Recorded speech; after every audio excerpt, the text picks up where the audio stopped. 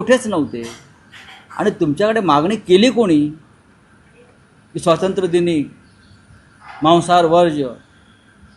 हे काय नवीन थोतांड आहे या महाराष्ट्रामध्ये? आणि या थोतांडाचे जनक कोण आहेत? देवेंद्र फडणवीस सांगतात काँग्रेसच्या काळामध्ये. अहो, काँग्रेसचं सोडून द्यावं, तुमचं बोला. काय झालं की काँग्रेसच्या काळात तुमच्या स्वप्नातसुद्धा तुमच्या छातीवर काँग्रेस बसलेली आहे आणि आम्ही बसलेलो आहोत. काही विचारा, काँग्रेसच्या काळात, नेहरूंच्या काळात, काय नेहरूंच्या काळात, काय काँग्रेसच्या काळामध्ये तुम्ही महाराष्ट्राला काय नपुसंक बनवताय का? छत्रपती शिवाजी महाराज युद्धावर गेले, ते काय वरण भात तूप खाऊन त्यांचे मावळे लढत होते का? ते मांसाहारच करत होते चांगल्या प्रमाणात. पेशवेसुद्धा मांसाहार करत होते, बाजीराव पेशवे. त्याशिवाय युद्धावर लढता येत नाही. आता सीमेवरचं सैन्यालासुद्धा मांसाहार करावाच लागतो ना. वरण भात तूप पोळी खाऊन, श्रीखंडपुरी खाऊन नाही युद्ध लढतायत. तुम्ही महाराष्ट्राला नपुसंक करताय, नामर्द करताय. देवेंद्र फडणवीस, हे फतवे मागे घ्या. तुम्ही मराठी माणसाची संस्कार आणि संस्कृती खतम करताय. स्वातंत्र्य दिनी काय नवीनच होतं, स्वातंत्र्य दिनी मांसाहार नाही. तुम्ही नका खाऊ ना. बरं, तुम्ही लपून खाताय ना सगळे. आपण सगळे लपून खातात, मग लोकांवरती ही बंदी का लादत आहे? प्रत्येक प्रकारची बंदी लादली जाते. बंदी. हे खाऊ नका, ते खाऊ नका, हे कपडे घालू नका, ते कपडे घालू नका, हे बोलू नका, ते बोलू नका. हा देश आहे की बंदीशाळा आहे? हा महाराष्ट्र आहे की बंदीशाळा? हे बंदिराष्ट्र झालेलं. या विरोधात सर्व मराठी माणसांना एकत्र येऊन आवाज उठवावा लागेल. राऊत साहेब, दोन प्रतिक्रिया उमटत आहेत सरकारमध्येच.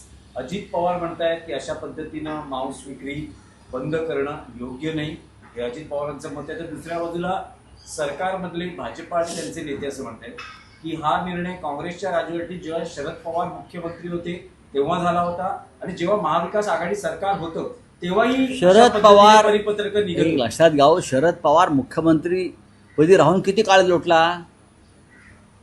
शरद पवार साहेब शेवटचे मुख्यमंत्री कधी झाले फडणवीस साहेबांना माहिती आहे का? सांगा ना तुम्ही. मनोहर जोशी मुख्यमंत्री होते आमचे 25-30 वर्षापूर्वी, त्याच्या आधी पवार साहेब होते. तुम्ही कोणती अध्यादेश बाहेर काढताय? तुमच्याकडे आता कोणी मागणी केली आहे का? शरद पवारांच्या काळामध्ये अध्यादेश निघाला का नाही मला माहीत नाही, पण मांस आणि मच्छी विक्री बंदी शरद पवार साहेब करत असतील तर मला आश्चर्य वाटेल. असं काही घडलेलं नाही. हे थोतांड आहे.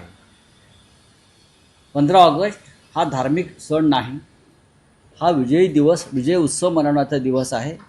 पण भारतीय जनता पक्ष प्रत्येकाला धार्मिक स्वरूप देत आहे. तुमचं तुम्ही बघा हो. तुम्ही द्या श्रीखंडपुरीच्या पार्ट्या, तुम्ही द्या पुरणपोळ्या. जे सरकार कामाख्या देवीच्या मंदिरात रेडे कापून जन्माला आलं, त्यातल्या काही लोकांनी रेड्याचा मांस प्रसाद म्हणून खाल्लाय.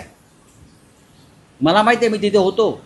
नंतर जे सरकार फडणवीसांचं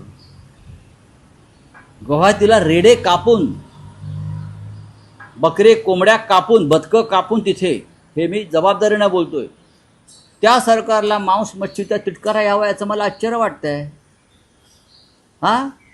65 रेडे कापले कामाख्या देवीच्या मंदिरात आणि त्या रेड्यांचा प्रसाद खावा लागतो कापणाऱ्याला. हे पण तुम्हाला मी सांगतो, तिकडली ती एक परंपरा आहे.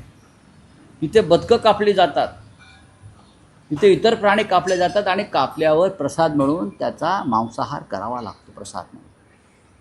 अशा सरकारचे जनक आणि निर्माते देवेंद्र फडणवीस महाराष्ट्राला सांगतायत की शाकाहारी व्हा स्वातंत्र्य दिनी. परत सांगतो, ही थोतांडशाही बंद करा. ठाकरे बंधू एकत्र आले तर आम्हाला काय